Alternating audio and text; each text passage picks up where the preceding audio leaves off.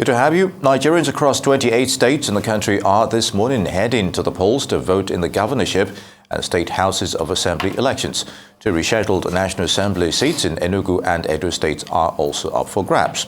Now, the senatorial election in Enugu's East Senatorial District is being held to afford Labour Party the opportunity of conducting a fresh primary election as follows the murder of lawyer and original candidate Oyibo Chukwu.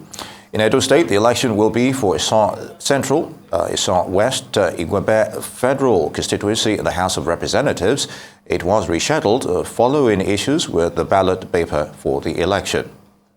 And of course, we have Victor Hai, our able guest, to give us more insight on that. Victor, it's good to have you with us.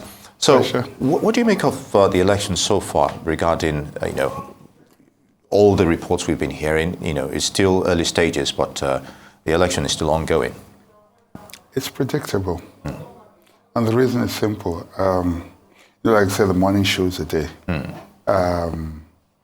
The presidential election, in certain states, certain candidates were very comfortable and they had assumed that it would be business as usual. And a lot of them never expected the, the sort of political disruption that took place. And this disruption has obviously sent many of their strategies back into the, if you like, the situation room to re-strategize. And of course, for some politicians, the only way they know is if they can't have it their way, then it's the other way, which means violence or rigging. Rigging is a lazy way out, which means that you just use brute force or use money. What the president did, to a very large extent, helped, because we didn't see those figures we used to see. The beavers ensured that, money ensured also that there wasn't manipulation of votes in the way it used to be. Kano, for instance, would ordinarily have recorded over 3 million votes or so. Now, that's hardly what we saw. Same with Lagos, same with a couple of states, So this time around, people have to think, and then, which also means that they also have to reach out to the people, because power has returned to the people, although the results may or may not show that in some of the states, as we saw during the presidential election.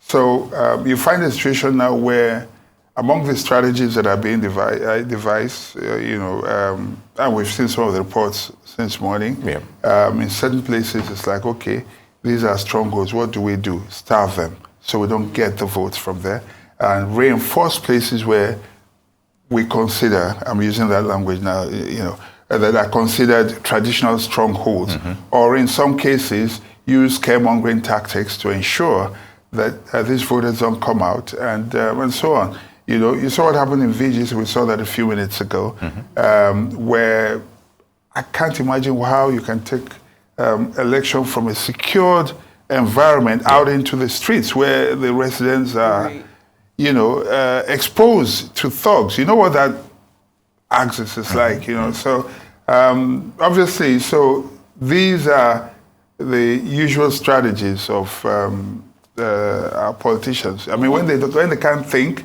then they use brute force or other means. What does the law say against that? We know that every Nigerian has the fundamental human rights to be able to come out and vote. Even not just regarding voting. Every Nigerian has a right to be able to come out, a right to freedom, a right to expression of themselves. What does the law say against the rigging, the violence? You made a statement, you said politicians resort to these tactics. What are they doing against the people? What does the law say against that? What's the remedy? So I can say this to you that the books have everything, to be honest. So there are enough laws to prosecute. But as usual, the selective, should I say victimization or prosecution, if it favors a certain interest group and that group is in power or has influence, then you ignore and look the other way. And when it doesn't, then obviously you go all out against such a person. So it's not about what the law says, because the truth is that the law has adequately taken care of that. We saw, and I dare say, and I repeated this the last time I was here, that even the president himself flouted one of those laws when he publicly displayed. Granted, he has immunity, and like I said, immunity is no excuse for impunity. You know, so we have seen a lot of that. And when you see a situation like that, then you begin to wonder, and that's what really bothers me. INEC will not pretend it is not aware of some of these things. Yeah. The law enforcement agencies are not aware about this. But what they do, particularly the law enforcement agencies, is read the body language of, their masters should be Nigerians. But they read the body language of the people we have elected to serve us. And so if those ones don't say, if they don't move, then it's like, okay, it's fine. They'll look the other way. But if those ones begin to talk, then they go all out. And then you wonder, who are they truly representing? So, I mean, that was my take on that. Very good, Victor. But I'll come back to you. But we still have Professor Abiodun Adeni in our Abuja studios standing by to give his perspective on what's happening so far. Professor, it's good to have you, as always. And what do you think has changed? INEC's preparation as of for the presidential election and now is still a fluid scenario. But what are your thoughts? Has there been any change between the presidential elections and, of course, the governorship elections going on now?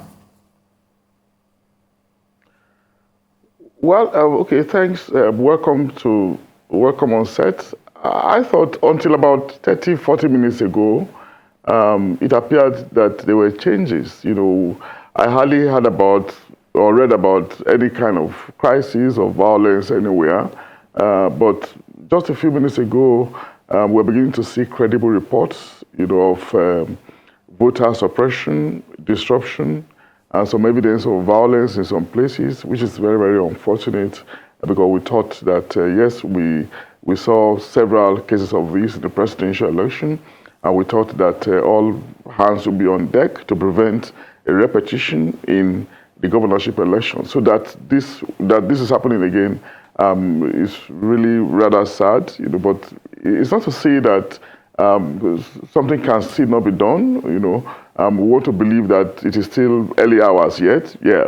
Although we are past noon now, somewhat early hours, you know, something can still be done, opportunity can still be given to those who are being suppressed, those whose polling booths are being disrupted, you know, if the security agencies quickly rise to the occasion, and if INEC officials are on ground. We know the importance of this governorship election. It's the second in the circle, it's the closest to the people, and of course, we know how citizens feel about their rights. You know, I had the conversation with your guests there, you know, and we know how citizens feel about their rights, and oftentimes when their rights are being infringed upon, when they are being disrupted, when they are being assaulted in the process of voting, you know, nothing seems to happen, even if we have requisite laws to deal with this thing. And it's always been a practice that in the post-election circle, we often see litigation, politicians going to court challenging the outcome of the election, but we hardly see security agencies prosecuting people, you know, for electoral offenses. You know, these has to be ingrained in the process so that it can serve as it, when there are sanctions, you know, for misdemeanors or for crimes committed in the course of election. When there are prosecution, you know, sanctions at the end of the day, it could act as deterrence. Then we can say from another route that we're actually growing or deepening our democracy. But when we paper over these things, we look away from it, despite the requisite laws, you know, to bring them to book, then of course it becomes unfortunate and highlights our system again as one where there are laws, but where laws are hardly implemented, you know, or where there are laws, you know, but if you are a man of means, if you are a strong person, you can circumvent those laws. And it takes us again to the question of institution. We understand the law and the judicial system is a very strong institution, and in a democracy, you cannot grow a democracy without strengthening a requisite institution. That institution has to be strengthened, you know, because arguments have been rightly made as well that one of the bane of our development is the fact that our institutions are weak. The judiciary is one area we can begin to think around strengthening, you know, considering the role it plays in the trinity, the other being legislature and the executive in a democracy, as the case could be. Thank you, Professor Adeniyi. We saw what happened on February 25th. Similar situations are happening today, from the violence to the voter suppression. My question to you is, did you expect different from INEC, considering it's the same leadership that's heading the institution? Well, I was sort of somewhat optimistic, I'm trusting that we could look at it from the point of view of an agency trying to make improvement, or maybe looking beyond the agency now, looking at Nigeria as a whole. That when you have an event, you've done an exercise, and you are being marked. Some people are saying that you have failed. Some people are giving you a marginal pass. The onus is back on you to make improvements. And I was quite hopeful that INEC was going to make improvements. If they scored 50, for instance, in the presidential election, I was hoping that maybe they could up their game and maybe score 55, 60, or 65.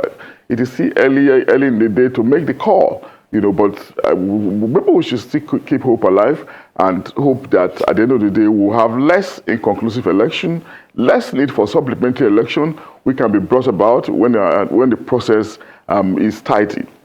So that's my expectation. But again, against the background of your specifics, whether personnel change will have brought about any improvement, I'm afraid it would have been difficult, in the circumstance that we are in, for us to think of fundamental changes in INEC personnel, just within 2 weeks, and expect that personnel, to be exemplary, because there haven't been any legitimate, or legal case or legal process exhausted yet to prove that there were infractions, deliberate infractions on the part of personnel, at the helm of INEC, So maybe until this is done in the future, we may not be able to point direct fingers at individuals in the electoral process, but it is not to say that there might not have been infractions on the part of personnel. And of course, we saw it recently when INEC was trying to instill some level of accountability and transparency, by reposting 2 administrative secretaries who had done 1 or 2 things wrong. So these were signs that they are not also deaf, to these opportunities for improvement in the build-up to this round of election we are holding. But like we have severally agreed, it might still be relatively early in the day to make some final calls, but maybe before the end of today, by tomorrow morning, tomorrow evening, Monday, at the maximum, the picture will be completely clear. Some results will be out, if not completely, but at least most of the results will be out. And we'll be able to make some final analysis, if not evaluation, as the case could be.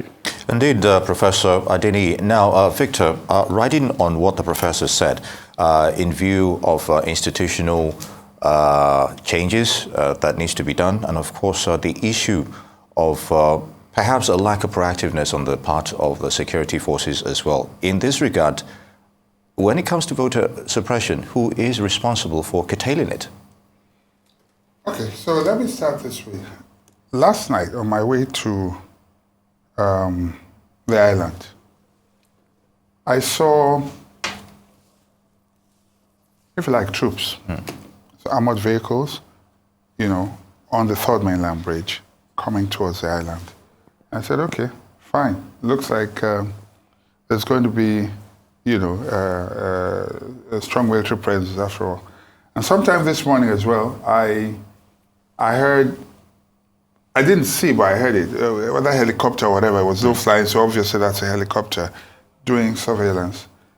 But I think that, yes, I think that show of might should have been done during the day. So it sends a strong signal that, if you like, Big Brother is watching you. And that if you try anything, you will be, you'll be dealt with. Secondly, I expect the security forces, particularly those areas, because they have all the intelligence. And let no one deceive you. They know what's happening in various places and probably what people are planning. They have people planted all over. So what I would expect is a situation where they would go undercover And when these things happen, immediately they will act. Again, something happened this morning on one other station. I saw a reporter who was in a particular polling unit where they prevented people from coming in. They only wanted a certain people to come in.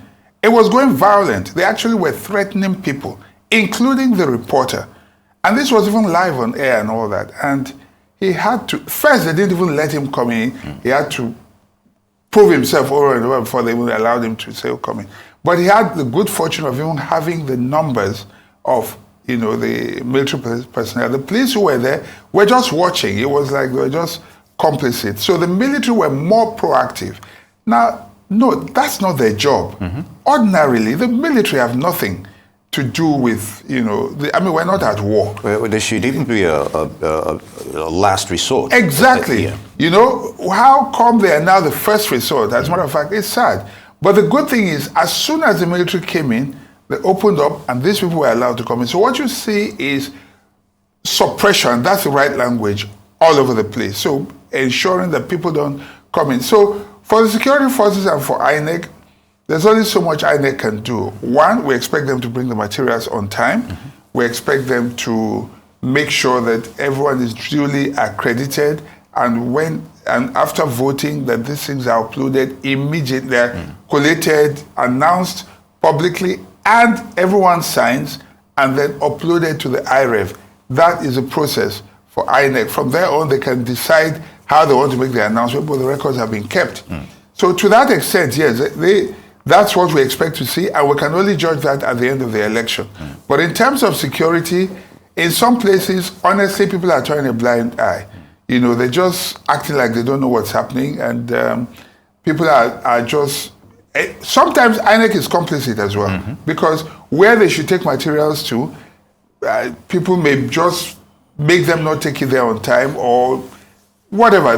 We just find the human element, unfortunately. And if I may add, Torira, please, there are instances where this actually happens in congested polling units. Yes. You have scenarios whereby you only find maybe an officer or two when you have like an area where 400 people, 700 people, or even more, and that's and they're helpless. And they're helpless. Like and then I remember when we were asking the Commissioner for Police in Lagos yesterday over an incident regarding the attack on the LP candidate, House of Assembly member, candidate rather. And what he was saying is that, okay, fine, there are 2 or 3 layers of policing when it comes to elections. You have those who are unarmed. You have those who are armed, who will respond to whatever is going on if there's such a violent scenario. But in most cases, you don't actually see such narratives coming into place. What you find is an overwhelming of security personnel at that point in time. It's like they're just looking at it, and the thugs are doing their thing. Yeah, I saw a video, sad, I still have it on my phone, I think, where... I don't think it had anything to do with the election, though, but it just tells you the pitiable state of the police, who are supposed to be like the first line of defense for ordinary citizens, where a thug threatened this guy, took a bottle, and broke it on his head. The policeman was just helpless. He couldn't, it was like, such indignity. The policeman was fully in his full uniform. I don't understand where else that happens. And what people don't seem to realize is that if we ridicule our police to this extent, if we reduce them to such a level, when the state descends into a state of anomy or anarchy, forget the police. Only the army can come in. And when they come in, the army is trained to do only one thing: shoot. That's it, brute force. They're not there to come and say, as we say in the streets, I beg, I beg. No. You understand? So it is important that the police themselves carry themselves with the dignity that is required. Let me use a pidgin proverb. Say, we're not going to call Malu brother because we want chop meat now. You know what I mean? Now, you cannot... the issue of salaries, whether remuneration, that we are in the same society. They're better paid than the average civil servant. They're not the only ones. You may say, okay, they are faced with temptation, but who isn't? Everyone is. But that dignity, that self-esteem, they have to understand that the uniform they carry carries an extra sense, of a burden of responsibility on them. Were they hired and trained in that direction? No, I would not say they're not hired and trained, but you know what they say? It's like when you bring it up a child and all you do is spank, spank, spank, then the child, after a while, you desensitize him. That beating doesn't mean anything anymore. What you then train, what you then bring up is a bully, because that's the only way he knows. Okay, so it's the same thing. If the process of training the policemen is through brute force, you dehumanize them, then obviously when they come out of training school, they are already, that's who they are, they become bullies. So that's so maybe the curriculum and the methodology has to be revisited. If they have to do a trainer again and bring people to come and show them how modern policing is done, but policing in this country has gone to the dogs now. Yeah. I mean, they're brilliant officers, no doubt about it, but they're few and far between. And among the rank and file, a lot needs to be done. And it affects us even at this level. So when we're talking about electioneering and policing during the electoral process and all that, who are those that you're bringing to do it? Okay, Victor, very good explanation there. But I would like to go to Tokunbo Oyetunji, who is an Okota suburb of Lagos. Tokunbo, what can you tell us? What's happening where you are at the moment? Yeah, Andy, thank you very much for joining us here. We're at Waida Koni Street, right here in Okota. Do you see what I'm holding? It's supposed to be a copy or a part of the voter register. I found it torn at one of the polling units here. I'm just walking down there to take you there and see exactly what has happened here at this Waida Koni polling unit in Ago, Okota, Isolo area of Lagos. If you just see the gate behind me here, that's the gate that leads into the community. In fact, you can see some security men coming in here. That's a military man trying to arrange his weapon. They learned that a few minutes ago, or less than an hour ago or so, some hoodlums came into this place, and while the INEC personnel were waiting to actually reconfigure the beavers machine that was said to be malfunctioning, the hoodlums swooped on them. And the result is what we see on the ground here, a copy of the materials and all whatnot. If you look at the boxes here, these are the boxes that are supposed to be used. Look at this, look at this. They are supposed to be used for the voting today, but the personnel are nowhere to be found unless they've gone to reconfigure those beavers machines. People here are very, very agitated because, as they are saying, this is an attempt to actually disenfranchise them, and the anger is actually at a boiling point. I can barely hear myself because of the noise, from the people here expressing their dissatisfaction with the process. These are some of the military men that are coming in here to actually take charge of the situation and douse the situation. So I will be talking to some of the residents who will be telling me what their experiences are and what they have seen here today. One of them is here with me. Please tell me your name and what exactly has happened here at this Waida Koni 003 polling unit. 008. 008. Precisely. Yeah, good afternoon. My name is Mr. Chinedu. I am one of the voters here. And irrespective that the INEC people came in here a little bit late, and then immediately they came, they were busy trying to accredit most people to vote, and we need to do our voting. And when immediately these hoodlums, they came through that gate there, they started stoning our people. They started pursuing the voters. They made their way with the beavers. They made their way with the... Were they the ones that made the way with the beavers, or it was the INEC personnel that went away with the beavers? Because I learned... Hold on, please. I learned the beavers machine was not working, and the INEC personnel were about going to rectify the machines when this pandemonium started. Definitely. Was it the hoodlums that went away with the beavers, or the INEC personnel went away with the beavers? Okay, see what happened here. When they were here pursuing people, they wanted to go away with the beavers. The INEC official fought them and retrieved the beavers. Do you understand me? And then immediately the INEC officer retrieved the vivas. They started, look at what you can see on the ground here. They started tearing the electoral materials, scratching the materials, and then they started pursuing people, throwing stones, bottles, and then look at the cars at the back of you here. The car was vandalized. It's one of the voters that want to come and vote here. Then they broke up the windows of this apartment. These are the people that want to come and vote. This is a means of disenfranchising people. It is not acceptable in Nigerian politics. The only thing we need to do is what? We want to vote. We are Nigerians. We have every right with your voter's card. INEC need to give you the security for you to come and hear and vote. Now, the security personnel are here. I can hear the siren of the police personnel blaring. As the soldiers are here, do you still have confidence that you'll be able to exercise your rights since the personnel that are supposed to be in charge are taking charge? Yeah, definitely. All of us, we Nigerians, we always have faith in our security agency. The moment we called them, they responded immediately, and then they pursued the hoodlums through that gate. You can see the gate out there. They pursued them to a large extent, and now the security agents, they now came here. What they now say, they're telling to the masses is that we will continue the voters. But the only point you need to understand is this: most people are afraid. Most people are just they are disgusted. Most people are just they don't know what to do again. Most people have gone home because of the security threat in here. Please, I understand. Please, we need to I understand that feeling. Thank you very much for talking to us. The security personnel are taking charge of this situation, and we hope that the dissatisfaction being expressed here will give way to some kind of expression that will become a satisfaction for the people, because we learned that the INEC personnel are going to return here, especially since the personnel have been here to actually continue this process. But what happens to the property that have been vandalized, the cars, the buildings that have been which windows have been touched? Well, that is a food for thought.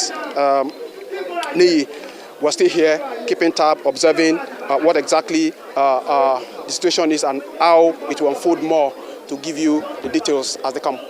It's very good, Tokunbo. But before I let you go, what is the scenario? I remember during the presidential elections, as I was going back home, there was a presence of armored vehicles, and to a large extent, even while the election was still going on, even after 6 p.m., there was heavy security presence of armed army personnel, not police this time around, but it seems Okota and Agor Palaswe has a unique volatility when it comes to election periods. So what more can you tell us? We're seeing an individual being stripped. Talk to us about his experience. No, it's just another dissatisfied voter here that is expressing his disgust at what has taken place here, and seeking that the situation be reversed so that all of them here can exercise their franchise. What I've been interacting with the people even before coming on this live show with you. What was it like? Because I wasn't here during the presidential election, and what I was told was there was no issue, like this during that election. There was a massive turnout of people who actually were allowed to cast their vote without any form of harassment or molestation. That's why majority of them are surprised, and they are actually very, very dissatisfied, and they are calling on the authorities to actually ensure that this will not lead to their being disenfranchised eventually throughout the exercise. We hope that will be the situation. The personnel that are nowhere to be found now, that we learned will be on their way back here. Their materials are still here, their boxes are here, will return here, and the security personnel too will remain here so that the exercise can continue without any form of molestation for anybody, no matter what electoral choice they have made.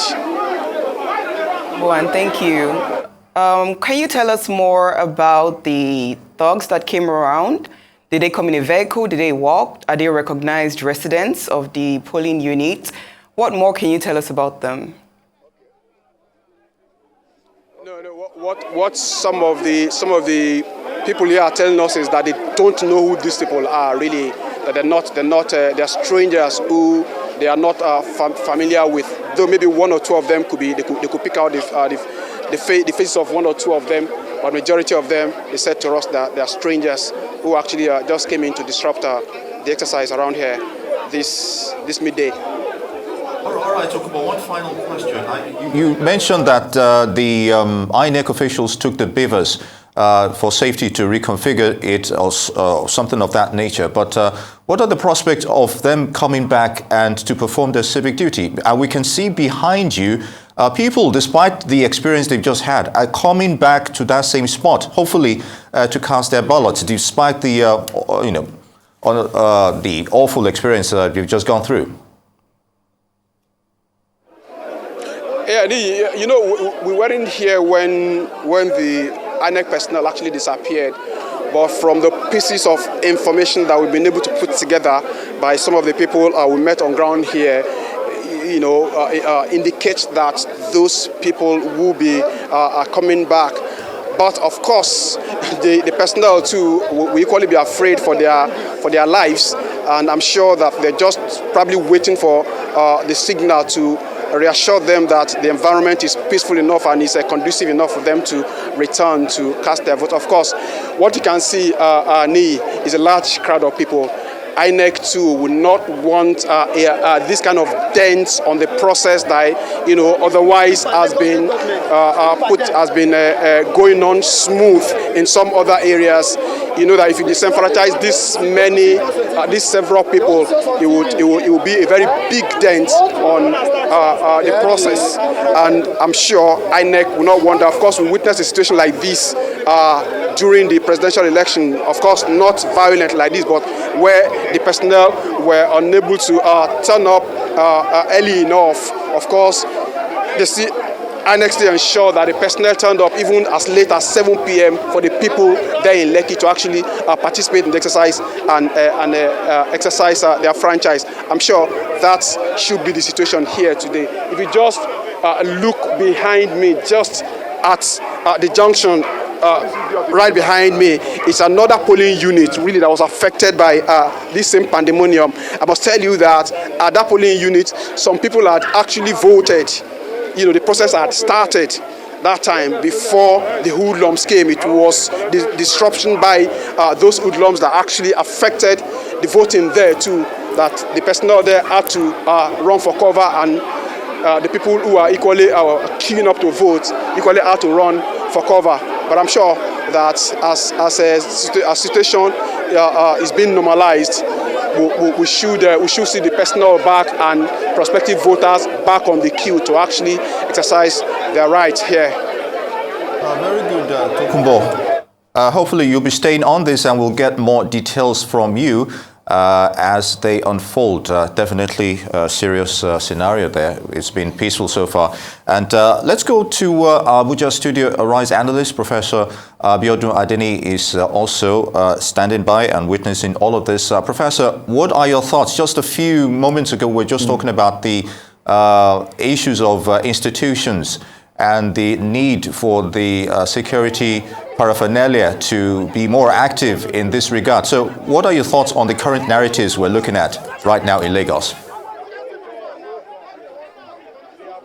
Yeah, it's very chilling, very unfortunate, and of course regrettable as well.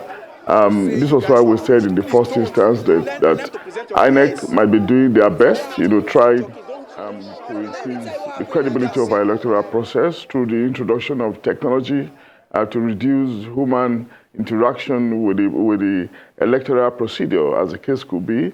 Yeah, all those are okay, they are fine, but of course, they also need a safe and secure environment for this to pan out. And here we are now, despite all the arrangements they have made, the environment is not secure. You know, people just sheerly disrupted their procedure. And of course, this is causing strain, causing stress.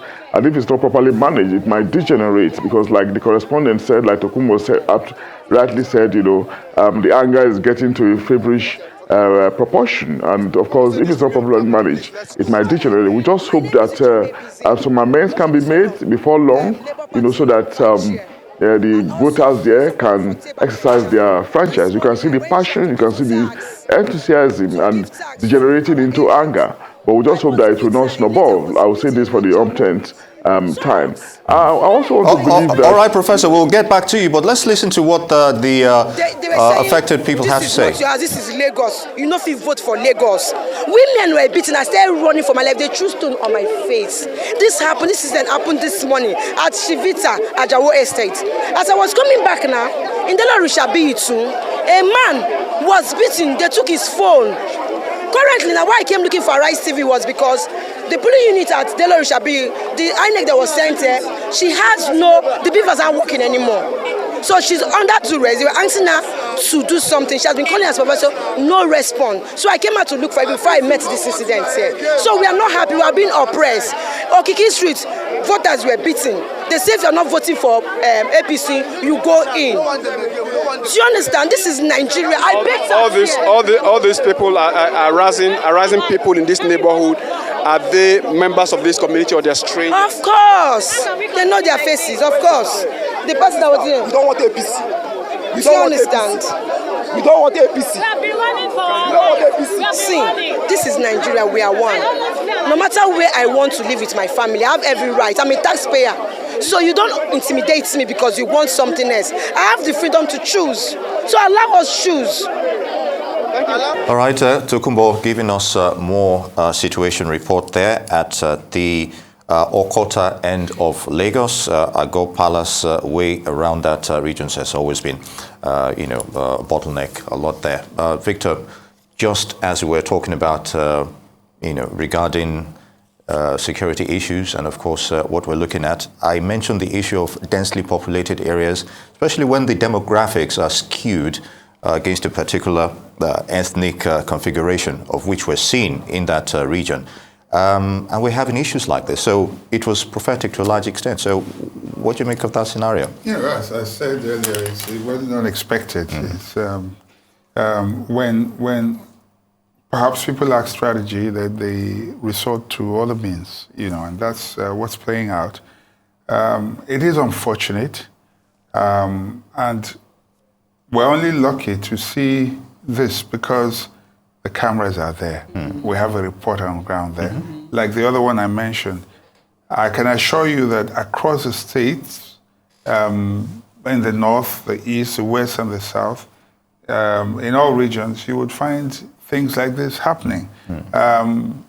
Fortunately, social media will capture some more to give us, but it may not have the immediacy and the response that you might get, like what live television will do.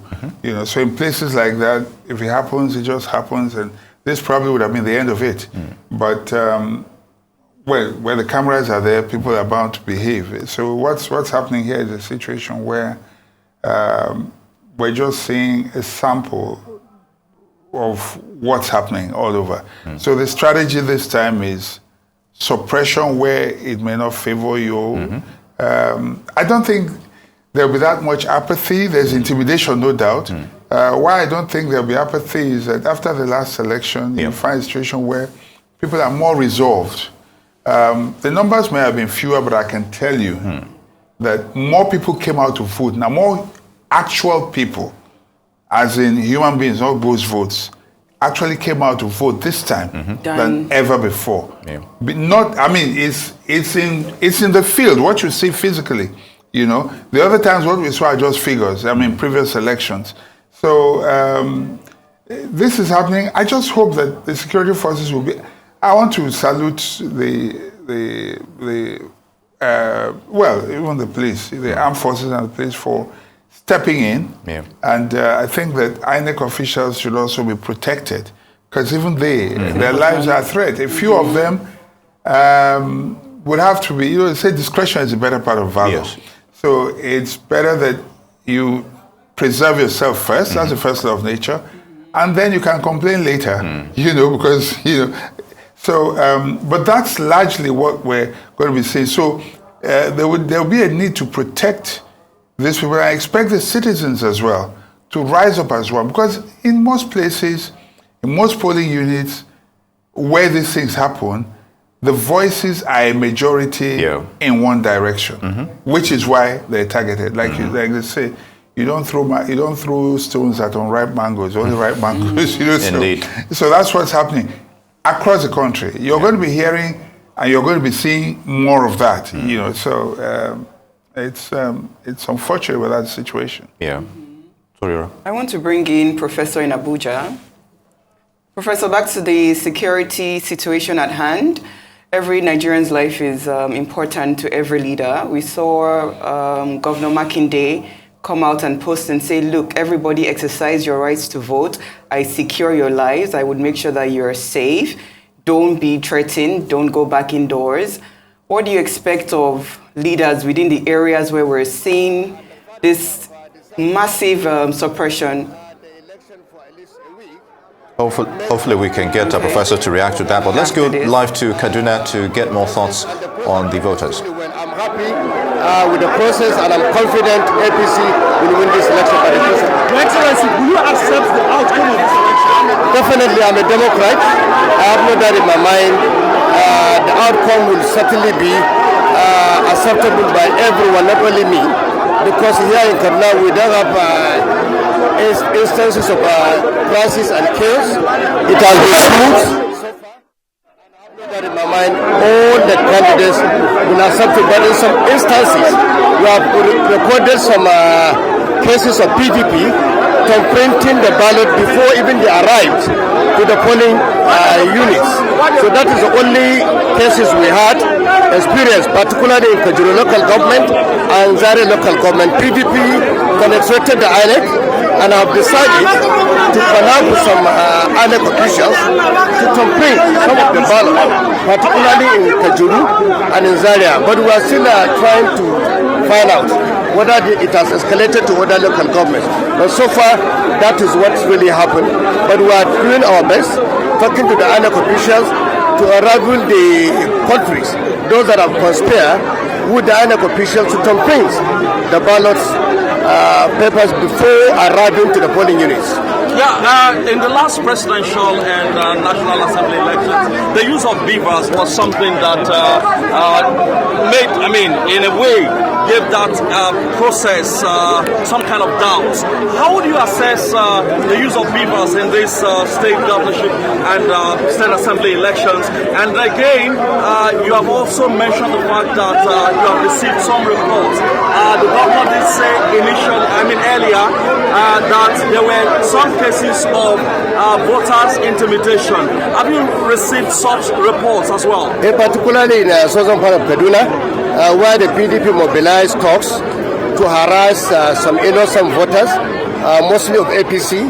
But we have reported the incidents to the security agencies, and I'm sure they will do the needful. That's what is happening at the moment. Most of those cases are in southern part of Kaduna, where PDP decided to mobilize talks, because I'm sure they realized that a lot of voters that came out this morning are supporting PDP and are out to vote for PDP. But we as the ruling party will do our best to adhere to the rules and make sure that the election continues smoothly.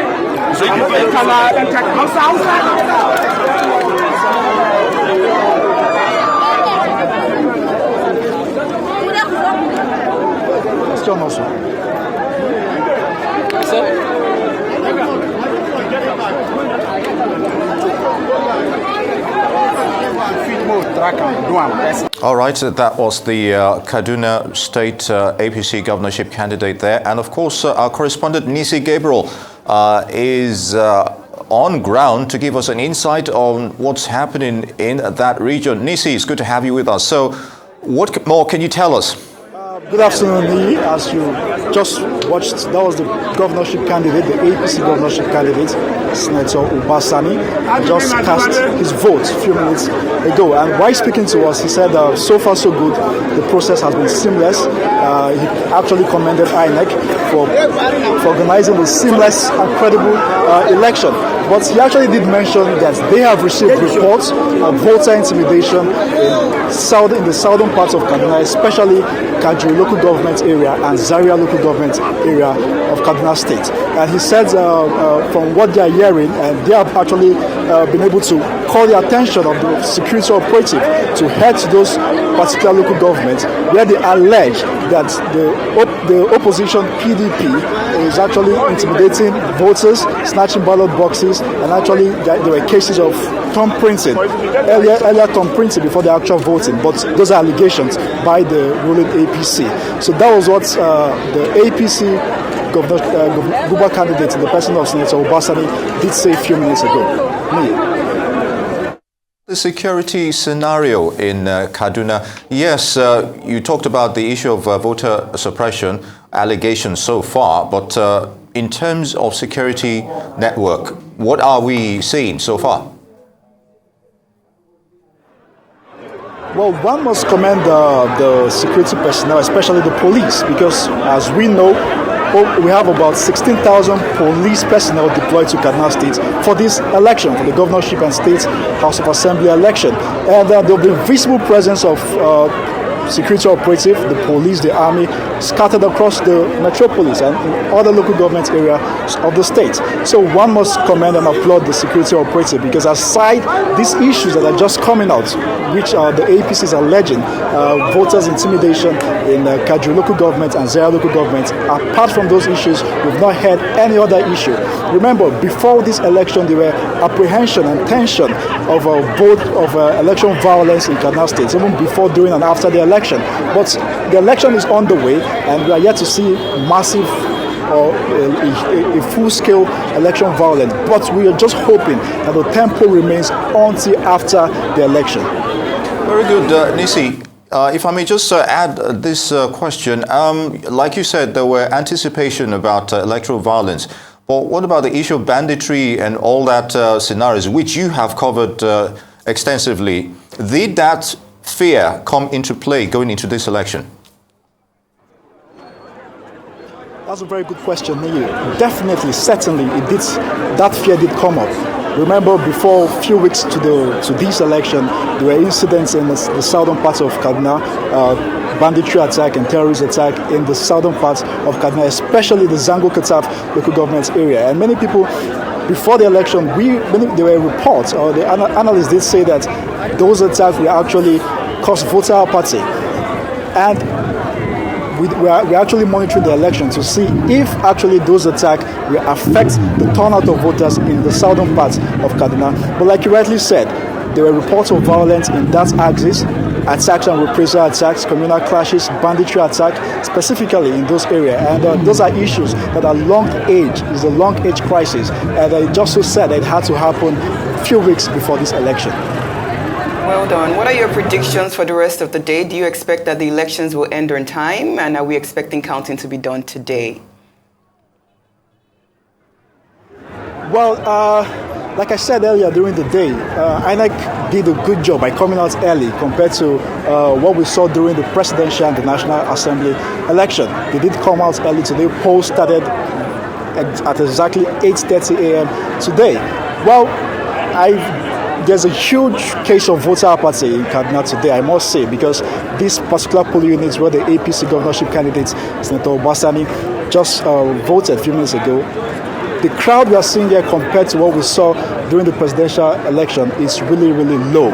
So for the rest of today, I see a peaceful voting coming out, and INEC has passed few of the hurdles. At least they did well, in the Beavers performed, and we saw them coming out early. But there's one more hurdle, which is very crucial for them to cross, which is the electronic transmission of results from the polling unit. So we'll keep watching and we'll keep monitoring to see if that will be done, because as crucial as it is also very, very important.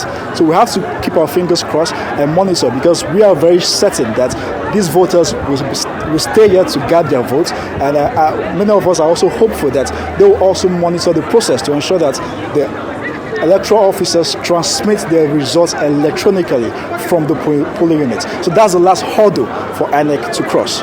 Just one more thing on the INEC scenario.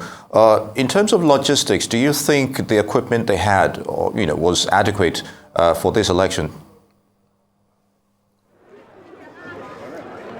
Well, compared to the turnout of voters we saw in today's election, one can say yes, they were adequate. But compared to the presidential and National Assembly election, where we saw massive turnout of voters, those same equipment were not adequate. So it's also safe to say that INEC might have deployed the same equipment they deployed in the presidential election for this particular election, but those equipment became sufficient because of the turnout of voters. We have minimal low turnout of voters in this election, so definitely we have to see peaceful and seamless process. So that's the best way to answer that question. All right, Nisi, Gabriel, always a pleasure hearing from you. Hopefully we'll get more from you before the end of the day. Now we go to Enugu State, where Peter Mba, the PDP governorship candidate, is about voting. And of course, we can just about make out this scenario, which is a contrast to what we've been showing you in Lagos. And, for some time looks peaceful. He has casted his vote amid applause from viewers. This way. Sir, we'd like to talk to you, sir. My lapel. Jimmy, I'm here. Mr.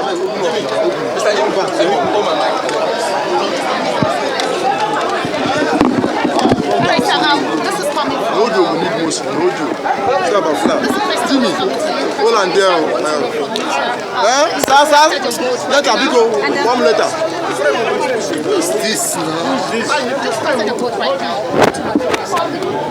This whole election, everywhere, not just your own word. I better go back.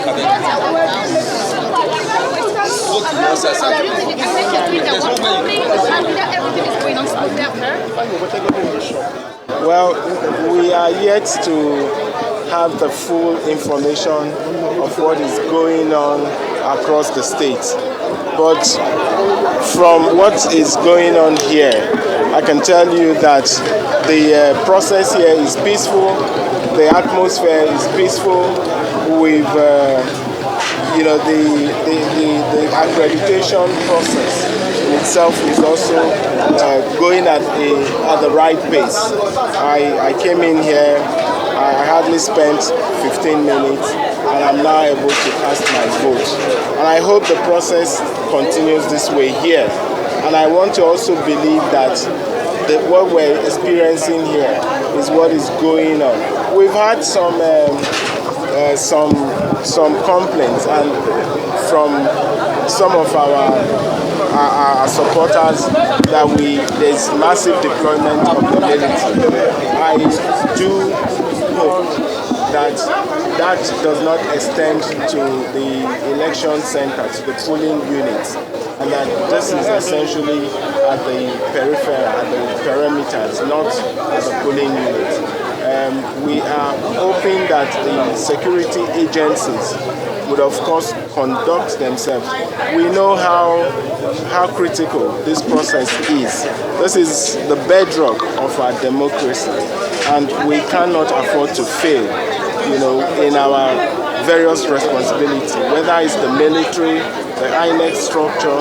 We must do everything to ensure that the process is credible, that the process is fair, and that the process is just.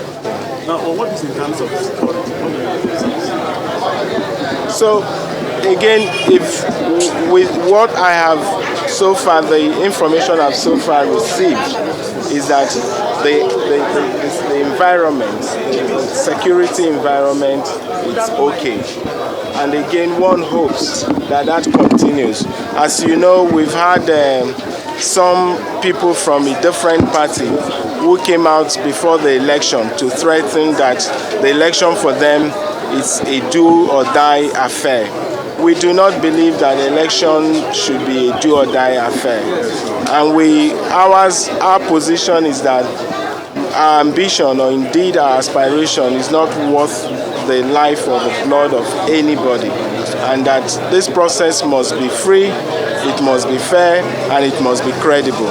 Right, so sir, as a good Nigerian, sir, what advice do you have for Nigerians, not just here in Enugu State, but all over the country, concerning this election?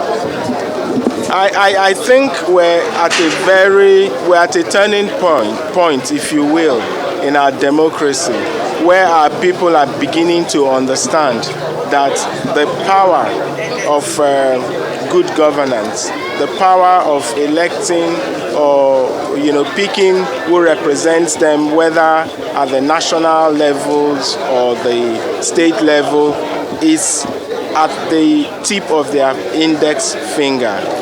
And once they understand that process, that's the idea of you exercising your civic right and knowing that it will count, what that means is that leaders will be held to account.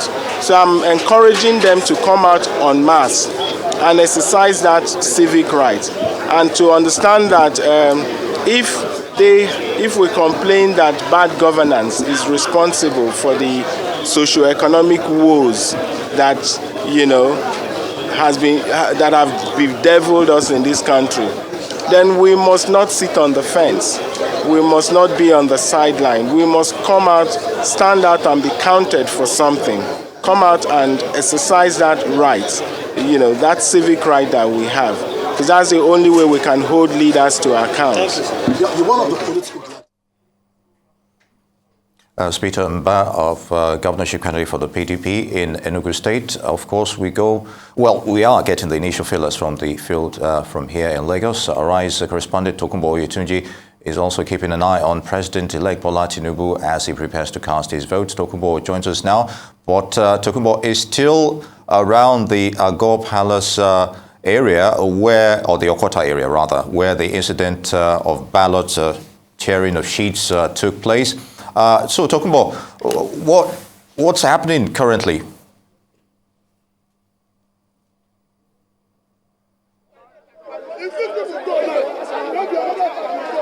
Tokunbo, can you give us an update? What's happening where you are at the moment?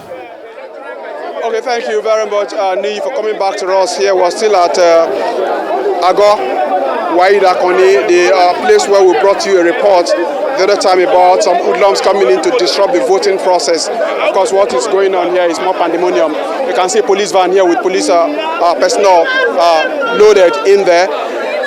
In there too are some INEC personnel who were supposed to be carrying out the process here, but the personnel have expressed fears for their lives because of what they experienced earlier. And in the process of the policemen taking them away from here, the people in this area resisted. They say no, they can't take them away because that would mean they are disenfranchising them. And if my cameraman can just show them, that's the police van there. If I move in front of the van, you will see the barricade that the people have put across to actually stop the police van from moving away from here, because according to them, if they move away, that will mean they will be disenfranchised. And these are some of the things that the people put on the road to actually stop the police van from moving.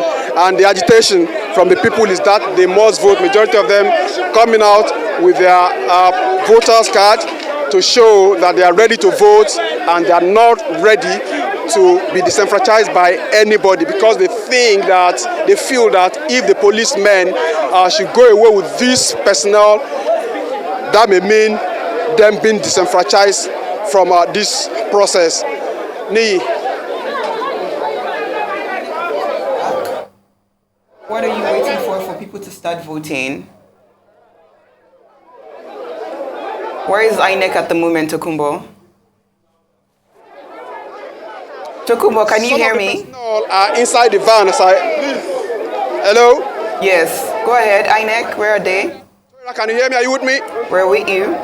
Some of the INEC personnel, as I speak with you, are in the van. They are just at the back space, the cabin there.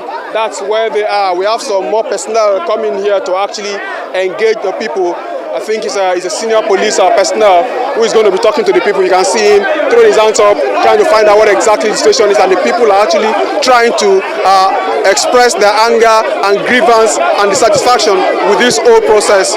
You can hear them. That is the situation.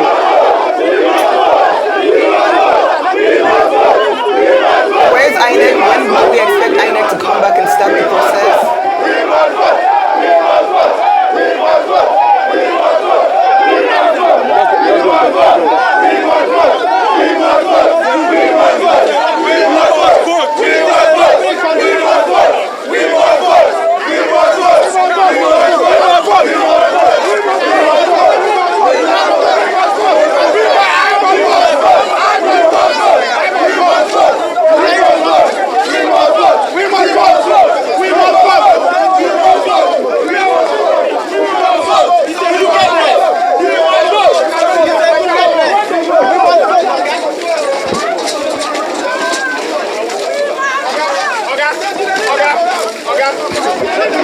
All right, sir.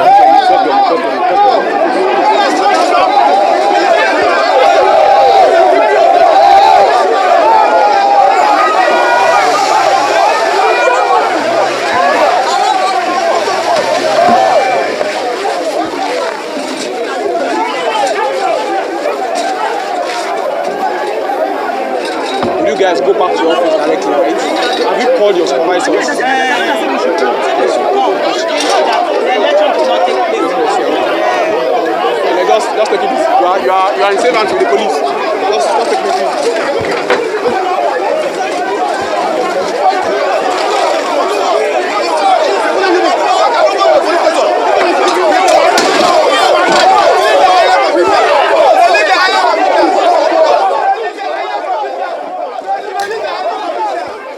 All right, Ohai, we're witnessing scenarios like this, and it's just like when we began this discussion about voter suppression and, disenfranchisement or whatever name you choose, we're seeing, an angst against the police themselves. So it's a lot of unanswered questions here, and you can't help but think even the security forces are overwhelmed. Well, it's interesting what's happening. It's now what in marketing you call what do you call it now? A buyer's market. It used to be that the seller dictated how things would go. But now the voters, in this case, the buyers who are the voters, are now determining. Nigerians are more resolute, more determined. But more importantly, I think that I hope that INEC chairman himself is watching this, or that someone would have drawn his attention to this. They already know the polling unit 008 in what's the name of that street, but I guess they already have the results. I expect that he would have given directives to whoever is in charge in Lagos State here. And if those materials, I'm sure they have extra materials, to say deploy materials there immediately and do something about this. Because if these people are disenfranchised, then it will be a shame. Because the idea is to intimidate. The idea is to suppress and possibly steal by other means votes. You understand? Because how do you do it? It's either you reduce the votes or you add by other means. In this case, you reduce your opponent's vote through strategies like this. Yeah. So I would expect that I'm calling on the INEC chairman right now, and I hope he's listening. Or I hope that his staff are listening, because if there's a state of anarchy here now, whatever happens here now, Mahmoud Yahaya should be held responsible. The reason is he's hearing what is happening. Yakubu, actually. Yakubu, thank you.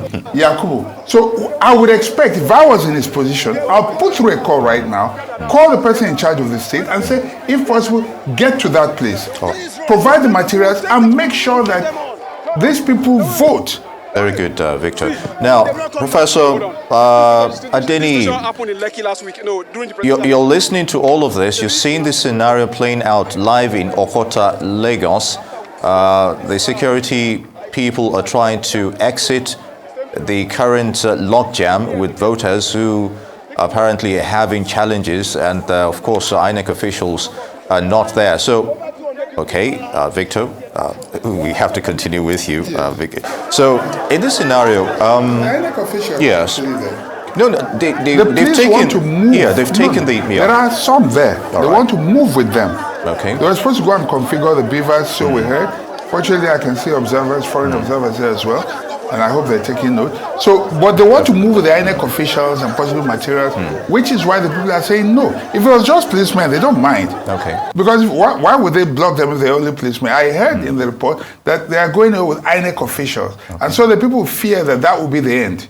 That they'll be completely disenfranchised. But in that scenario, when you have incidences like this, maybe not on a massive scale, but is that enough to overturn an election in that area or generally within the state?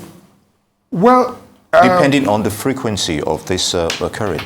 I had something that, let me just say this to you, please, permit me. I didn't think I would need it, but it might come in handy here.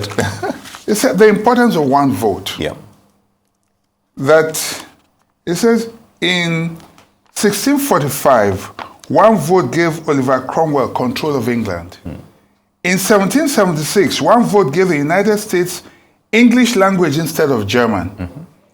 In 1800, Thomas Jefferson was elected President of America by one vote margin. Mm-hmm. In 1845, one vote brought Texas into Union. In 1868, one vote saves President Andrew Johnson from impeachment. Mm-hmm. I'm almost done. In 1875, one vote changed France from a monarchy to a republic. In 1889, just 2 or 3, I think. In 1889, by one vote margin, Washington was admitted to statehood with Union. In 1923, one vote gave Adolf Hitler leadership of Nazi Party. Yeah. In 1994, United States, second to the last, in the United States House of Representatives enacted a law banning specific classes of assault weapons.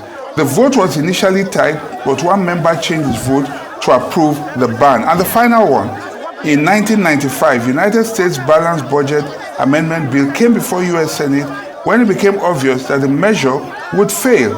Senate Republican Whip Bob Dole changed his vote to enable him to bring the matter back up under parliamentary rules for a vote in the future.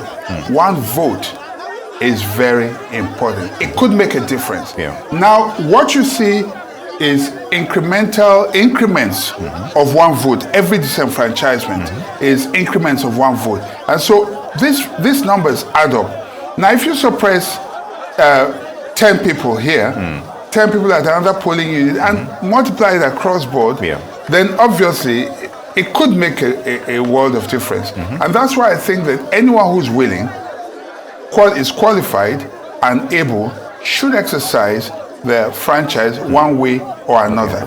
So every single vote matters, and that's why I think that these people have a right to insist. They cannot, it's a fundamental right, yes, to vote and be voted for, and they're well within their rights. And I think the officer there should listen to them and do the right thing. If they have anything to say, protect and secure the lives of the INEC officials there, address the people, but make sure that you can guarantee that they're going to bring materials so that they can vote. Otherwise, I can tell you that this will be the end. Unless they promise them that they're going, if you vote afterwards and the elections have been, election has been concluded, then of what use is it? The joy of voting is not there. You vote not because you necessarily are going to have your candidate in, but that's your expression and your right of expression, which you must not be. It can go one way or another. When I vote, I'm either saying, kudos to you, a sort of positive reinforcement, please carry on. Or I might say, I don't like what you're doing. It doesn't matter whether you win or not, but my voice has been heard. So I think it's important that they not be not ignored, and that the right thing is done. Very good, Victor. And we can just about make out the vehicle conveying the security personnel is finally being allowed to leave the scene, of course, where the people are currently not happy with the scenario of thugs coming in to disrupt electoral proceedings. A big question is, if they're leaving now, what will be the scenario for that polling station, of which we have two? Yes, for that. All right, we have Professor Adeni back online. You've been witnessing all that is going on live in Okota, Lagos. Security forces are leaving with some INEC officials, we believe, to reconfigure the machines there. What are your thoughts? This is dragging on for some time now. I sympathize with those voters. You could see their genuine enthusiasm, and they are genuinely crying for help, asking security agencies to help them, so they will not be disenfranchised. And of course, we do not know the details of what has transpired yet, because what we would have expected was for the security agencies to stay there and ensure that they actually cast their votes, But now they are going to be left in the lodge somewhat, except INEC comes in later and say that there should be a supplementary election in those areas where voters have been suppressed, or where there have been genuine evidence, valid evidence of disenfranchisement. This is definitely unacceptable, definitely uncalled for. It's not the kind of thing we should be expecting in this day and age, especially with all the preachments we have had in the build-up to the election. And of course, with all the lessons we should have learned after the presidential election, where there were genuine allegations of voter suppression. And this is it's just very annoying, very unsalutary. And whoever is behind this, should feel ashamed of him or herself. And remedies can still come in from the authorities, really. And which other authority are we going to call upon other than INEC, the security agencies? But whatever happens at the end of the day, the votes overall at the end of the day should not be counted, without countenancing the interests of these mass of voters that we're seeing on the screen. They should be countenanced, their interests should be counted, their votes should be counted. They should be made to vote. They should be allowed to express themselves, like Dr. Victor said there. It doesn't matter how their interests go. It's just expressing their civic responsibility. And civic responsibility is sacred. It's a mark of citizenship. It's a demonstration of their Nigerianness. And they should not be prevented from doing this. It doesn't matter where they come from. We are all one, like many of them have said rightly.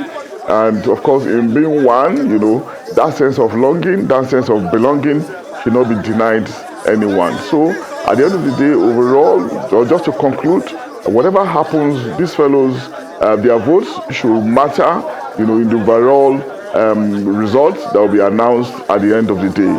It doesn't matter if we have delays, if we have some kind of consideration in terms of postponement, or even supplementary election. At the end of the day, what matters is that they should be involved, they should be integrated in the process. Very good, Professor. We will get back to you on that scenario, and we still have Tokunbo Oyetunji standing by. Tokunbo, we've seen the security convoy leave just now. They've been finally allowed to go, but what transpired up to this moment? What more can you tell us? Okay, yeah, we seems to have lost the feed for Tokunbo Oyetunji, but hopefully we will get him back before the end of the show to give us more update on Okota imbroglio, which is currently happening. And of course, we've seen that scenario play out, but the question remains, now that the people have been left, the voters have been left in the lurch, what happens?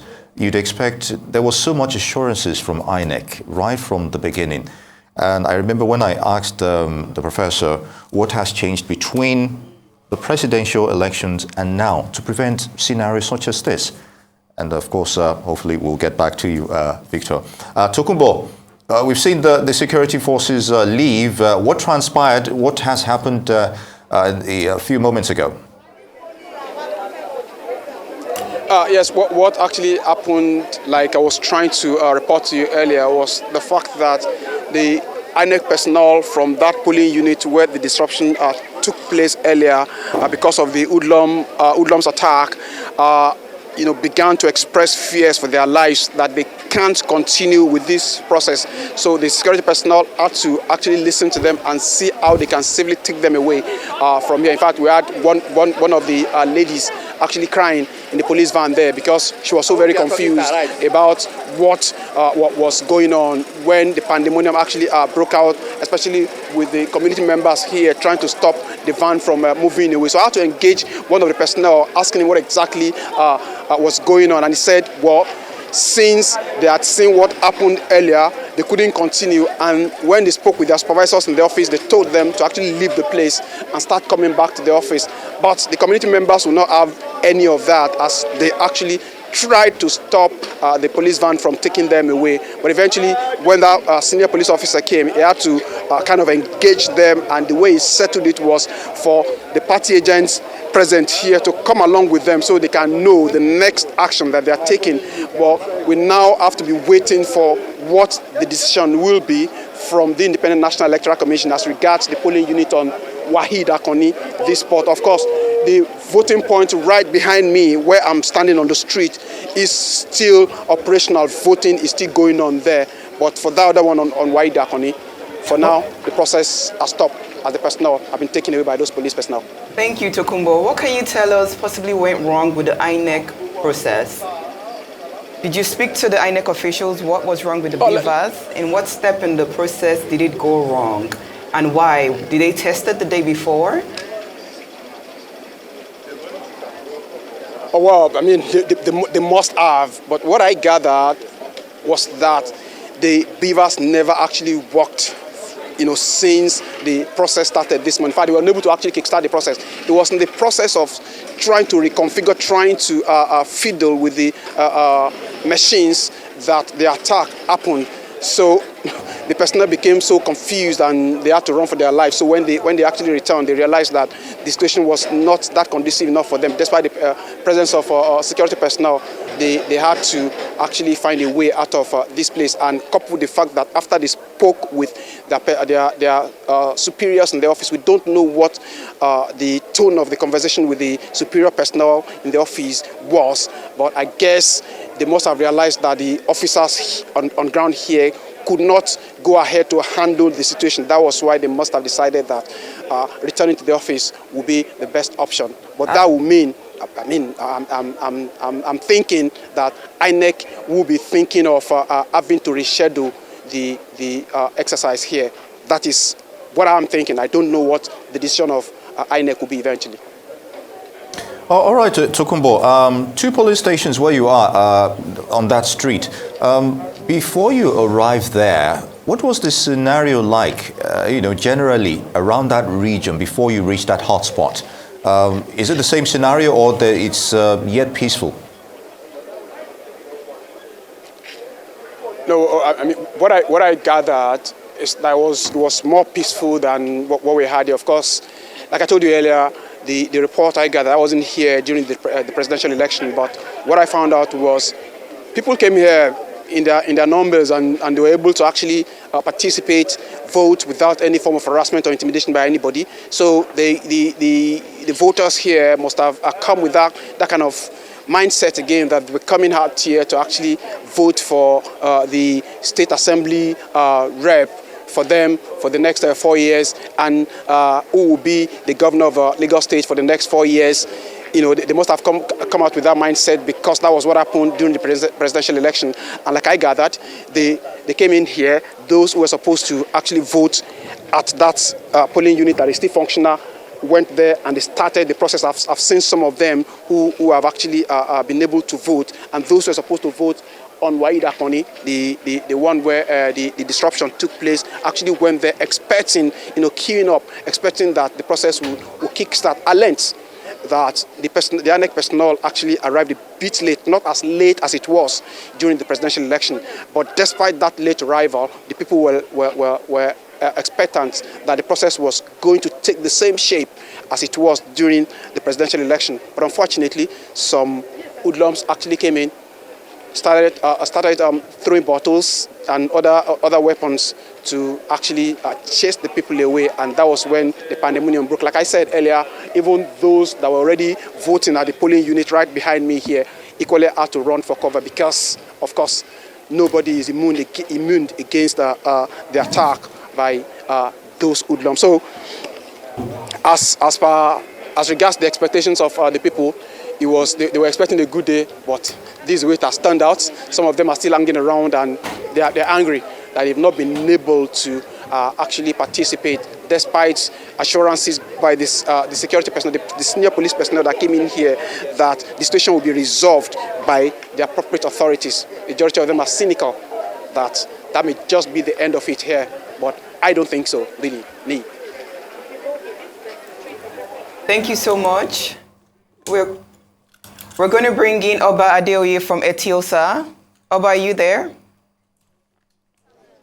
Tell us what's going on. Yes, I'm here. Please give us a brief of what's going on. Okay, I am at, they call this place Agungi Ajiran Road here in Etiosa, Lekki area precisely. And a lot of people, about 1,000 registered voters in this particular unit, have been unable to vote. They woke up this morning to find this sacrifice right behind me here, and we were told that it's part of the ploy to discourage people from coming out to vote. But the people said they are not daunted by the sacrifice that they are ready to cast their vote. But even at that, there's no INEC official in sight to conduct the voting process here. A lot of them, you can see them standing here.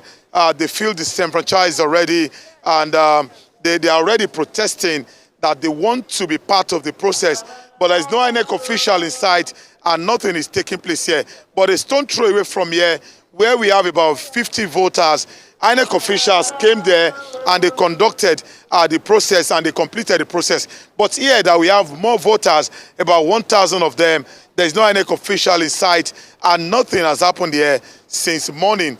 This is about 1 p.m. or thereabout, and 1:35 p.m. precisely, and nothing has happened. Nothing is happening as we speak right now. The people are standing by. I have some of them here with me that I can speak with. Madam, let me speak with you.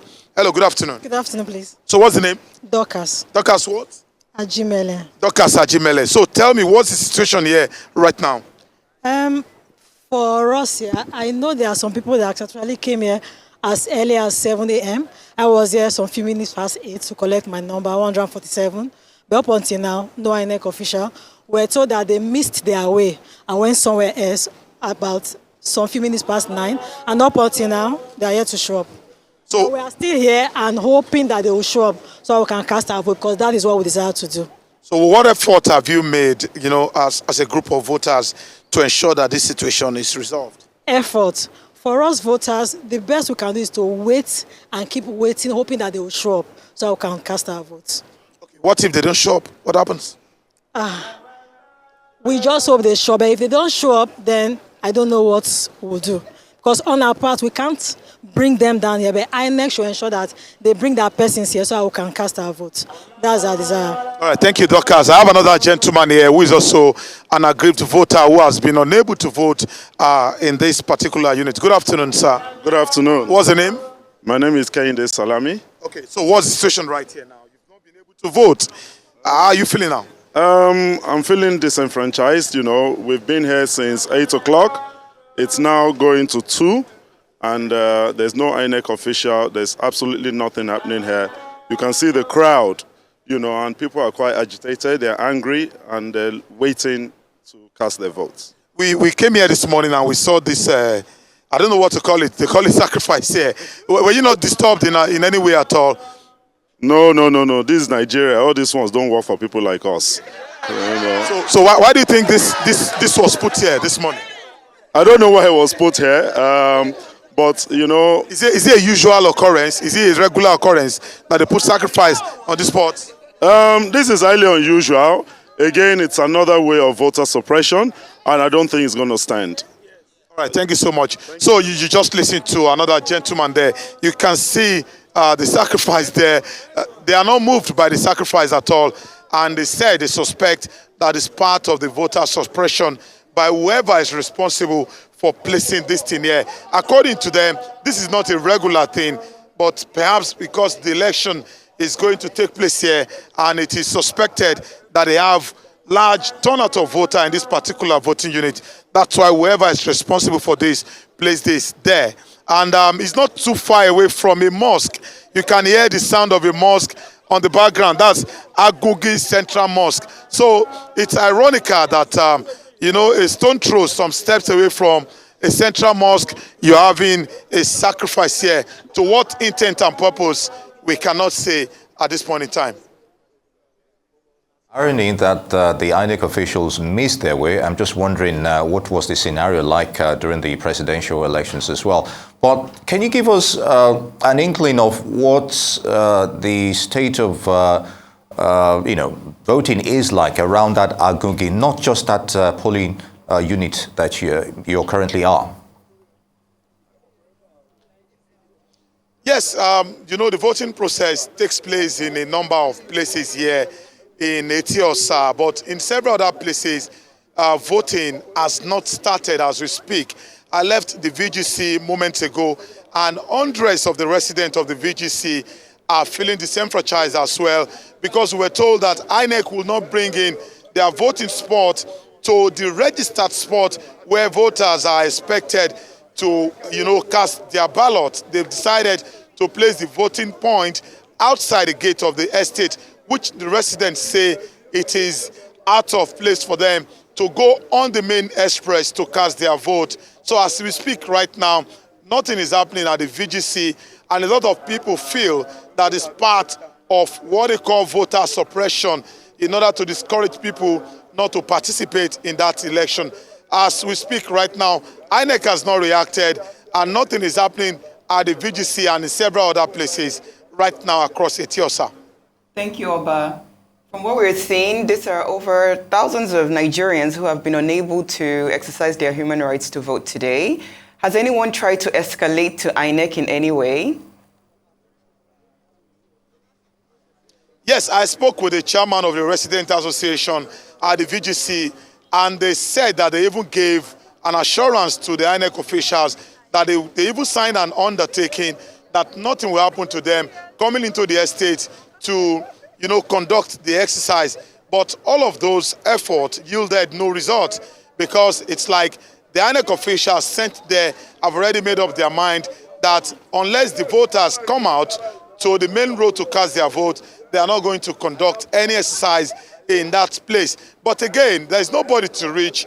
There is no INEC person inside or a senior person to reach, to complain to. And we're told that a particular coordinator of the electoral officers in that VGC, that they were able to reach the woman earlier. They called the woman spoke with them, but subsequently the phone number was switched off and they have been unable to reach the woman as we speak. We also hear a report of another estate nearby, Okota Villa Estate. We were told that the exercise is not taking place there too. We'll go there immediately after leaving this place. So in several places around Etiosa, there have been issues. There have been one complaint or the other. We even have a particular monarch that, single-handedly moved the voting point and relocated to the gate of his palace. It's something that people have been complaining about, and a lot of people here are feeling disenfranchised in Etiosa. Very good. Obadioye, our correspondent there in Agungi suburb of Lagos. Hopefully we'll get more from you as the scenarios there unfold. We still have Victor Ohai to give his thoughts on this scenario so far. What do you make of it? Oba says the INEC people are yet to come, and it's so a few minutes to 2 p.m. At the moment. So, despite a large turnout, by the way. The power of data. When you have data, you use it for analysis. And it's also a tool for decision making. So what you see here is probably a strategy playing out, where based on an analysis of the trend of voting in the last election, you look at your areas of strength and your areas of weaknesses, and then you deploy as you find fit. What I find interesting is that at this same place, I think he reported that where you had over 1,000 people, nothing is happening. Where you had less than 50 people, they voted just close to each other. The congestion issue we're talking about. Exactly. So the numbers. Again, at Agungi, within eyesight, we pointed, we could see it, without necessarily even zooming in with the camera or going closer. At one polling unit, the beavers malfunctioned. Thugs came to that one, not the other polling unit, which was just next door. I mean, within sight, you could see it next to each other. The thugs came there, drove these people away. The beavers somehow coincidentally didn't work, and suddenly the INEC officials felt insecure, even with the presence of over almost not less than 15 armed policemen from what I could see. Yeah. 3 loads. Yeah. Don't forget, these vehicles have the front, the middle, and then the people at the back. We saw it. So I'm just wondering, is it selective? So I see a strategy playing out. What happens at the end of the day, I don't know. I got a personal report, a video was sent to me that in Shangisha, a similar thing is happening, and they are not letting certain people of a certain ethnic group vote and all that. I think that we should be very careful desperation may cost us, because I believe there are many decent Nigerians who may just take a look at this and just be disgusted by it, and you might lose some of your support through an act of desperation. And like the Bauchi governor said, power belongs to God, if you excuse my saying that here. At the end of the day, the heart of everybody is in God's hands. You can't determine what happens. And one way to know that is that even the things these politicians do in their most secret enclave and all that, somehow the videos get to us. Who is it not from among them that these videos come out? So if these videos come out, it tells you that not everyone around you is necessarily with you. And so, whereas you may think that you might have support in certain areas, the people may not really be with you. Some of those you are suppressing may actually be with you. I think that they should just let the process go through. Democracy is about what the people want, whether rightly or wrongly. It's their decision to live with the consequences for the next 4 years. You know, we've seen cases where people have made a mistake and say, wow, and then they retracted. The next election cycle, they said, never again. Okay? So we should just let things be, because if we go about it this way, we might end up, I don't know, I just hope, but more important, and that's a call you made, which I also made earlier on, that I hope INEC is watching. I hope they have these TV screens and that they're taking note and that they're calling the officers in the various relevant places, unless what is happening is convenient and is according to plan. But I would expect that even if they don't make a public statement, they should call and address immediately, you know, these concerns, especially because we can see them live. They're not concocted. It's not like fake news. We're hearing reports. We're seeing what's happening. These are eyewitness reports through the camera. They should have a situation room. Yeah, that's what I expect. They should, ideally. But the idea behind the situation room is to be able to react promptly to address situations like this. And I really hope that they do. I want to bring in Professor from Abuja. Professor, we've seen that there are thousands of Nigerians who have been unable to exercise their rights to vote today. What happened on the 25th? There are similar situations whereby INEC promised that they will conduct elections the very next day, the 26th. And many polling units complained that those elections were not conducted the next day. But we can see how very resilient Nigerians are. They're not going home. Many have been there since 8 a.m. in the morning. What are your predictions on what INEC should be doing right now in order to remedy the situation? Well, first of all, what we're seeing is actually very, very worrisome. You know, like we have said severally, very unfortunate. And this is a time that I think we need to hear from the authorities. You know, we've seen, you know, practical evidence of, you know, what we can describe as a downside of the election. You know, and we need INEC now to give us some explanation. We need the police to also give us some explanation.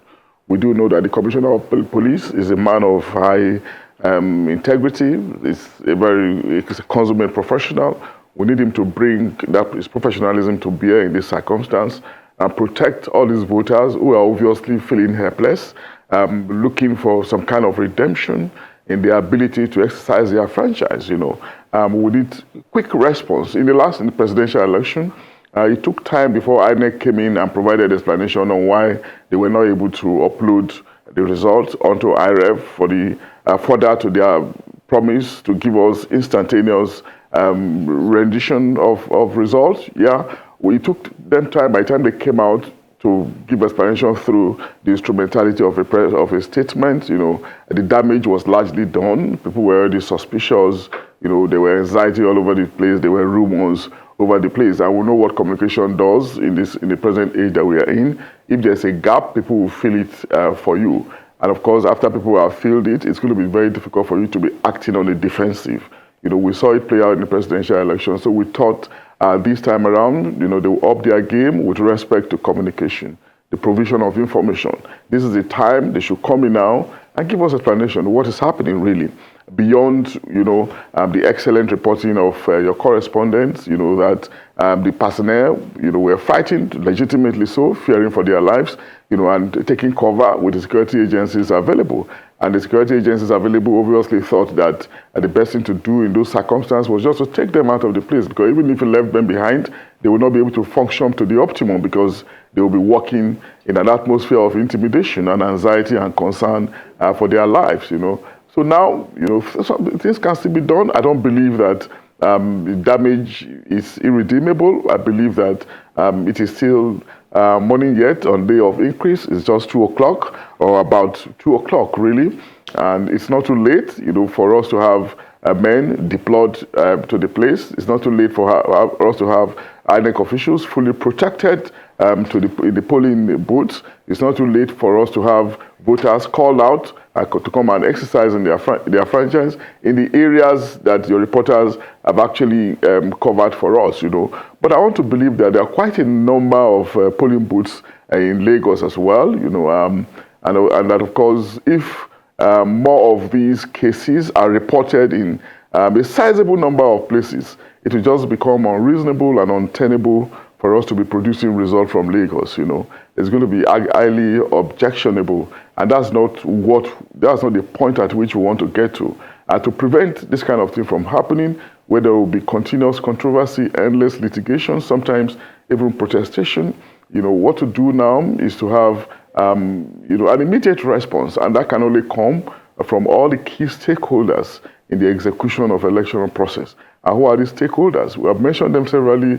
We need not repeat it, but if we have to repeat it for the umpteenth time, we are calling on INEC, we are calling on the police, to be the police as a lead agency to respond as quickly as possible. And if the talks are vociferous, like it is feared in circles, they are usually backed, by the army that is supposed to be with more rigorous, more laborious training to give them cover so that they can get into those difficult areas, because it is becoming something else and not democracy if more than 1,000 people are prevented from voting, like is reported in some places. And of course, I want to stay away from raising suspicion now, but of course, if people begin to raise suspicion, if people begin to suspect some underhand dealings, some manipulation going on somewhere, you may not necessarily want to put them down, but I want to shy away from this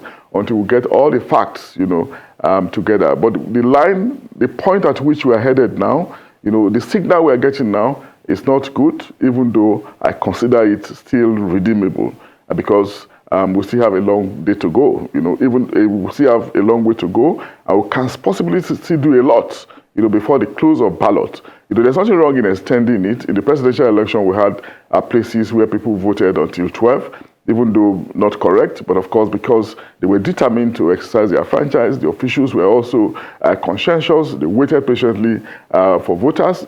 That case can still be repeated. We're not saying that this is the ideal situation, but in a situation like this, where people are passionate, where people are enthusiastic, and where people are feeling pained, feeling frustrated, where anger is seemingly boiling over, then we can go the extra mile to ensure that they are integrated, that they have a sense of inclusion in a situation where voting is a right, in a situation where voting is a demonstration of citizenhood, as the case could be.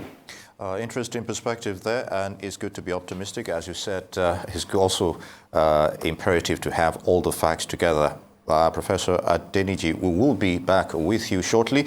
And of course, Frank Nweke Jr., you're looking at him right there on the screen, the APCA governorship candidate, voted in Enugu State moments ago. Let's have a look and his responses so far.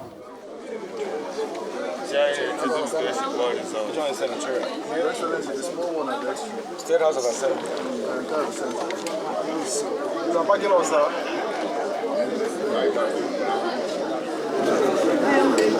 We already there, sir. This way, sir. Officials and the deployment of materials. Your take on that? Well, thank you so much. Well, gentlemen, welcome. It's good to have you in my community. Yes, I've just cast my vote. And yes, I'm pleased to report, and I believe you witnessed, It was a fairly smooth. Process. Well, we expected them to be here at 8:30. They arrived at about 10:15. But you can see the process is off to a good start. I voted and I was accredited using the Beavers machine. And other people that have been voting here have been accredited using the Beavers machine. So it's a fairly smooth process polling unit. Well, I'm sure you must have moved to other polling units around Enugu here. What has been your observation so far? And in terms of security in Enugu State, what's your take? Well, thank you so much. Well, there's a clear order from the military high command and from the police high command that all movements across communities is prohibited. And of course, as a law-abiding citizen, I must abide to this.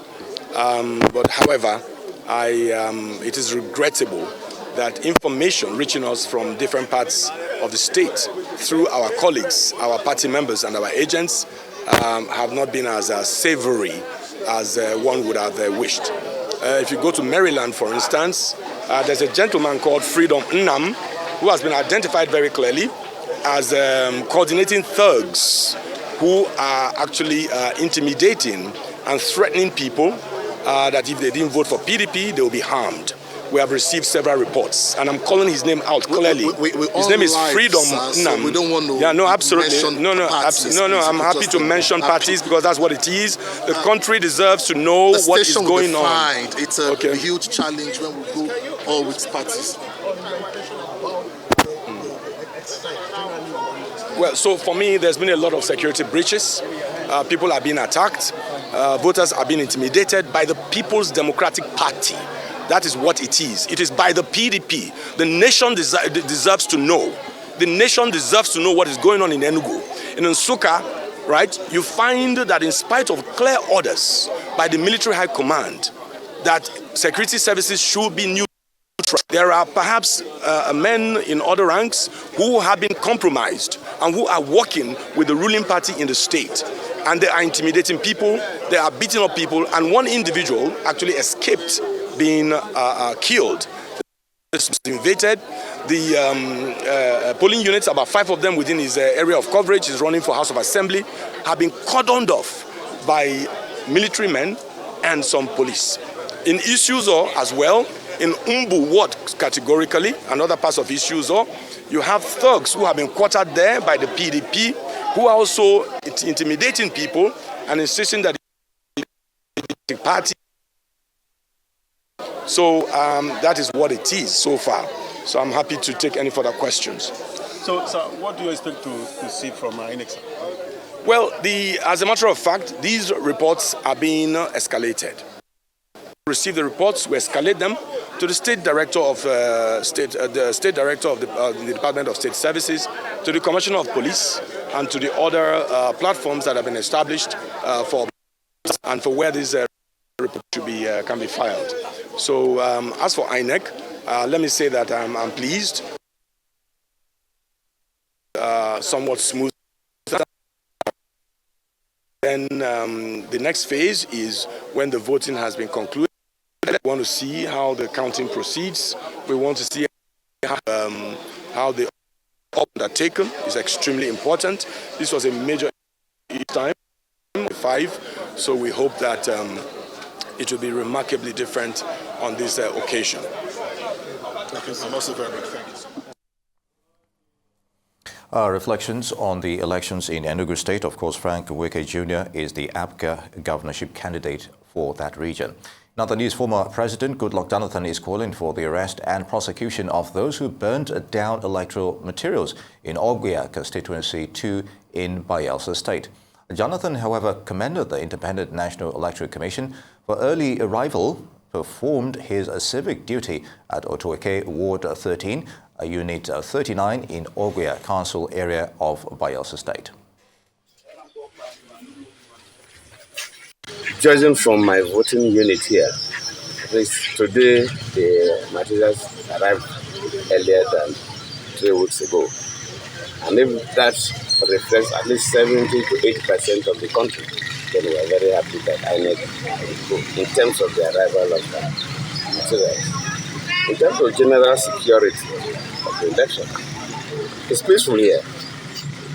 But I'm disturbed because within my local government, I've learned that the state constituency too, what the people call the Anyamas part of there, that there were crises. The materials have been burnt down. And the police must make sure they arrest all those involved. If they feel challenged, they should go to the governor to get the military involved.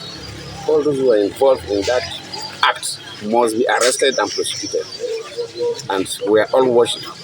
If the police fail to do that, we'll feel terribly disappointed.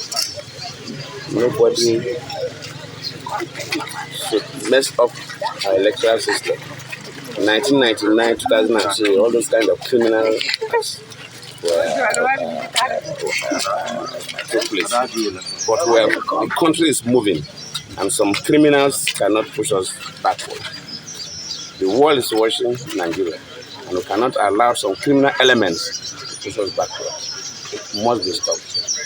And the security operatives, both the police, the SSS, and the army in Bayelsa State must make sure that all those who are involved in that criminal act are arrested and prosecuted.